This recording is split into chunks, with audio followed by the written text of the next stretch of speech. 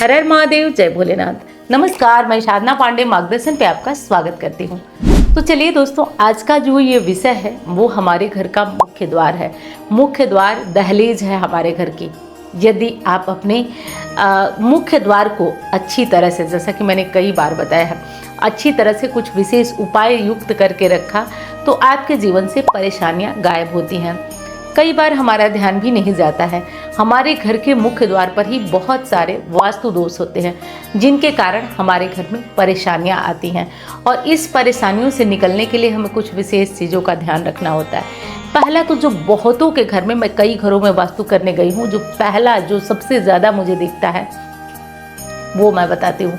मैं कोई वीडियो वगैरह नहीं बनाती हूँ, किसी के घर पे जाती हूँ, क्योंकि आप जानते हैं किसी की प्राइवेट चीज़ का वीडियो बनाना, इंटरनेट पे डालना ये उचित नहीं है। तो मैं मौखिक रूप से आपको बताती हूँ, नहीं तो मैं दिखा सकती तो ज़रूर दिखाती। जो पहली गलती है जो हर घर के मुख्य द्वार पे होती है, आप भी शायद वो गलती की हो।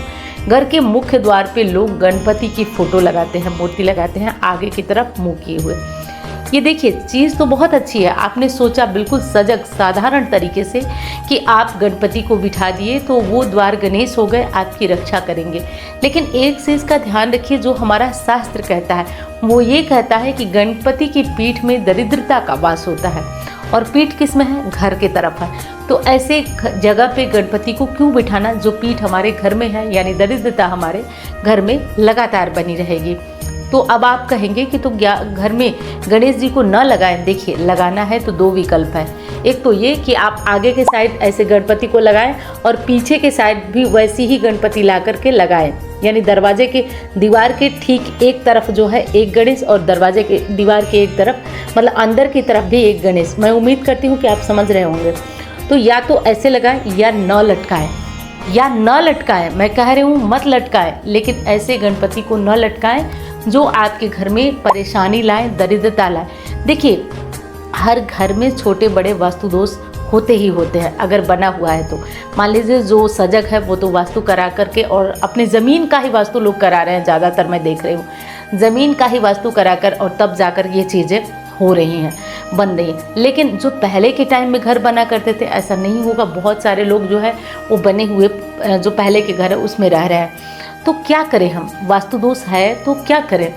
देखिए, वास्तु दोष है तो अगर कोई बड़ा वास्तु दोष नहीं है तो आप छोटे छोटे वास्तु दोष के लिए मैं अक्सर उपाय आपको छोटी छोटी वीडियोस में बताती हूँ, आप करते भी होंगे। और केवल ये फेंकती नहीं हूँ मैं, 100% आपको इसका लाभ मिलेगा। बस साथ में जुड़े रहिए। मैं तो कहती हूँ कि आपका दिल चाहे तो आप किसी को वीडियो भी मत शेयर करिए, लेकिन आप मौखिक रूप से किसी को बताइए, किसी का कल्याण हो जाएगा ना, तो मेरे साथ साथ आपका भी भला होगा। और चाहे तो वीडियोस को शेयर भी कर सकते हैं। तो देखिए, मैं जो छोटे छोटे उपाय बताती हूँ 100% आपको यहाँ कह रही हूँ, मैं भी यहीं इसी चैनल पे हूँ, 100% लाभ करता है आपके घर में, कैसा भी वास्तु दोष हो। क्योंकि जब 2006 में मैं इसकी पढ़ाई कर रही थी तो हम लोगों को एक बात स्पष्ट समझाई गई। जब सब निचोड़ हम लोग समझ लिए तो एक चीज़ समझाया गया कि जब आप पूरे घर का वास्तु ठीक न कर पाएँ तो अपने मेन डोर को सही करें। अगर कोई बड़ा वास्तु दोष नहीं है तो, जैसे बड़ा वास्तु दोष का मतलब कि जैसे आपके घर में ईशान कोण में टॉयलेट नहीं है, ये बहुत बड़ा वास्तु दोष है। इसको आप किसी भी रेमेडी से ठीक कर ही नहीं सकते, किसी उपाय से। अगर कोई इस प्रकार का वास्तु नहीं है, जैसे मुख्य द्वार आपका दक्षिण की तरफ नहीं है, ऐसा कोई बड़ा वास्तु, हालांकि ये भी कुछ लोगों को कुंडली अनुसार फायदा देता है, लेकिन ये बड़ा वास्तु दोष है। अगर ऐसा कुछ नहीं है तो आप ठीक कर सकते हैं छोटे छोटे उपायों से। ये चीज़ हो गई। तो अब मैं आपको बता रही थी कि ऐसा कुछ कोई घर शायद ही होगा जिसमें वास्तु दोष ना हो, लेकिन मेन डोर अगर आपने सही रख लिया, सही तरीके से उसके उपाय कर लिया, तो आपको जीवन में कोई भी चीज़ काट नहीं सकती है, कर नहीं सकती है।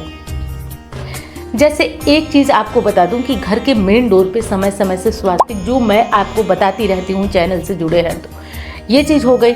अब देखिए, बहुतों को मैंने अपने ही ये कार्य करके देखा है। हम लोगों को ये पढ़ाया गया था 2006 में, मैं आपको बता भी रही हूँ। तो एक चीज़ बताई गई थी हम लोगों को कि ये मेन डोर पे घोड़े की नाल लगाना बहुत फ़ायदेमंद होता है, बहुत फ़ायदेमंद होता है। लेकिन समस्या ये आई कि घोड़े की नाल मुख्य तौर पे अच्छी मिलेगी कैसे, क्योंकि बहुत लोग घोड़े की नाल पे कुछ भी दे देते हैं। तो मैंने कई लोगों को अपने मतलब जहाँ पे वास्तु करने गई, वो लोग बोले कि दीदी अगर अच्छा आपके यहाँ बनारस में, तो आप जानते हैं बहुत ऐसे लोग हैं जो अच्छा भी देते हैं, यानी कि बुरी चीज़ें यहाँ भी मिलती है, ये मत समझिएगा। तो बुरी चीज़ें यहाँ भी निश्चित तौर पे मिलती हैं। तो मैंने वहाँ पे घोड़े की नाल ले जाकर अपनी आंखों के सामने उसको लगवाया और विश्वास मानिए चमत्कार की तरह काम किया। तो अगर आपको अच्छी घोड़े की नाल कहीं से भी मिल जाए तो आप उसे लेकर अपने घर के मेन डोर पे लगवाइए। ये बहुत बढ़िया काम करता है। एक तो कोई तंत्र मंत्र बुरी शक्ति आपके घर तक नहीं आने वाली है। जो नज़र दोष टोना टोटका होता है वो प्रभाव भी आपके जीवन से कम करेगा। तो आप हो सके मिले तो काली घोड़े की नाल को आप अपने मेन डोर पे ज़रूर लगवाइए। ये बहुत फ़ायदेमंद चीज़ है। ये काम कर लीजिए। गणेश जी का जो मैंने बताया वो कर लीजिए। समय समय से स्वास्तिक आप अपने घर के मुख्य द्वार पर ज़रूर बनवाते रहिए। अब देखिए, अब मैंने बताया जो साउथ फेसिंग घर होते हैं या जो दक्षिण की तरफ मुँह वाले घर होते हैं, वो घर सबके लिए तो शुभ नहीं होते हैं। ज़्यादातर लोग, मतलब मान लीजिए कि 90% लोगों के लिए ये घर अच्छा नहीं होता है। लेकिन कुछ लोग ऐसे होते हैं जिनको ये घर अच्छा रहता है, उनकी कुंडली देख करके। लेकिन किसी कारण से यदि आपका घर दक्षिण दिशा में है तो आप इस घर के या तो पूरे वास्तु को ठीक करें, या जो एक वास्तु यंत्र आता है, संपूर्ण वास्तु यंत्र, उसको कहीं से आपको बढ़िया मिल जाए तो अभिमंत्रित कराकर देखिए। मैं ये नहीं कह रही हूँ कि हमारे यहाँ से, कहीं से, मतलब कहीं से, क्योंकि ये चीज़ें ना आपको बहुत अच्छा काम करती है, इसलिए मैं बता रही हूँ आपको और सारी चीज़ें स्पष्ट करती जा रही हूँ। तो आपको क्या करना है कि ये वास्तु यंत्र लेकर अपने घर में लगाना है, ठीक है। और ये यंत्र आपका अभिमंत्रित पूजित हो तो ये और फ़ायदा करता है। आप इसको लगाइए घर में और फिर देखिए कि आपकी पॉजिटिविटी। लेकिन हाँ, इसका मतलब ये नहीं कि अब आप पूजा पाठ, नियम धर्म, अनुष्ठान सब छोड़ देंगे, आपको फिर भी करना पड़ेगा। और वीडियो पसंद आ रही है तो लाइक करिएगा। चैनल को आपने सब्सक्राइब नहीं किया तो कर लीजिएगा। अब एक चीज़ और है जो मैं आपको बताना चाहती हूँ यहाँ। अब देखिए, घर के मुख्य द्वार पर कुछ ऐसी चीज़ें यदि होती हैं तो वो निश्चित तौर पे आपको परेशानी में डालती हैं। जैसे घर के मुख्य द्वार पर यदि पीपल हो गया, बरगद हो गया, कटहल हो गया, ये सारे वृक्ष ऐसे हैं जिनकी छाया मात्र घर पे पड़ने से ही घर में कभी भी खुशहाली नहीं आती है। अब कई लोग इसका विरोध करेंगे, मुझे पता है, कई लोग इसका विरोध करेंगे कि ये जो है पौधों को काटने, पेड़ों के काटने के लिए पक्ष में बोल रही हैं, पर ऐसा नहीं है दोस्तों। जो सत्य है वो सत्य बोलूँगी मैं। आज आप इस बात को समझिए कि ये 3 वृक्ष ऐसे हैं जिनकी छाया मात्र घर पे पड़ी तो घर कभी आबाद नहीं हो सकता, खुशहाल नहीं हो सकता और परेशानियां निरंतर बनी रहती हैं। इसका विकल्प ये है कि जहाँ पे ये सारी चीज़ें, क्योंकि हर चीज़ का विकल्प समझते रहिए, घर कोई छोटा सा चीज़ नहीं है जो हम आज और कल बनवा लें। तो आप बेल का वृक्ष लगा सकते हैं। अगर ऐसा कुछ है तो आप पास में ही बेल वृक्ष लगा दीजिए ताकि बेल वृक्ष की ही छाया आपके घर पे पड़े, इन वृक्षों की छाया आपके घर पे न पड़े। घर के मेन डोर के सामने यदि बिजली का खंभा है तो ये भी आपके घर में बड़ा वास्तु दोष पैदा करता है और ये आपको कभी भी सुखी संपन्न नहीं होने देता है। घर के मेन डोर के सामने यदि आपके घर में सीढ़ी बनी है तो ये भी बड़ा वास्तु दोष पैदा करता है। इस बात को भी समझ के चलिए। इससे निराकरण कैसे हो तो देखिए, आपको हर गुरुवार को हल्दी गंगा जल छिड़कना है। अपने दरवाजे पर, मेन दरवाजे पर घंटी रोज़ बजाना है। हो सके तो शंख वगैरह की धुनी भी आप किया करिए, इससे राहत रहेगी। मैंने ये नहीं कहा कि पूरी तरह ठीक होगा, राहत आपको मिलती रहेगी। और क्या है, और क्या समस्या है? अगर घर के मुख्य दरवाजे के बाहर अगर किसी प्रकार की कोई जैसे कि मंदिर है या कुछ भी ऐसा है, धार्मिक स्थान है, तो समझिए कि आपके घर में बहुत बड़ा भयंकर वास्तु दोष होगा। घर के मुख्य द्वार पर अगर मंदिर है तो माना जाता है ऐसा कि मंदिर में लोग अपनी परेशानियां छोड़कर जाते हैं और आप ठीक सामने हैं तो वो आपको प्रभाव देती है।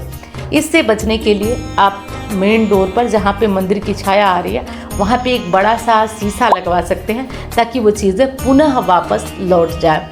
यही कार्य आप सीढ़ियों में भी कर सकते हैं। अगर सीढ़ी आपकी गलत दिशा में बनी हुई है तो अब, हालांकि मैंने सीढ़ी पर एक वीडियो सुगम मार्गदर्शन पे डाला है वास्तु के लिए, पुरानी वीडियो है, आप चाहें तो सुगम मार्गदर्शन पर सीढ़ियों का क्या है वो सर्च करके देख सकते हैं। उसमें भी आपको आइडिया मिल जाएगा सीढ़ियाँ कैसे और किस दिशा में होना चाहिए।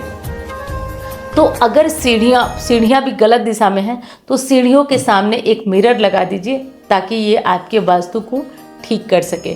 तो यही वीडियो थी दोस्तों, मैं उम्मीद करती हूँ वीडियो आपको पसंद आई होगी। मैं मिलती हूँ अब अन्य वीडियो में। धन्यवाद। हर हर महादेव।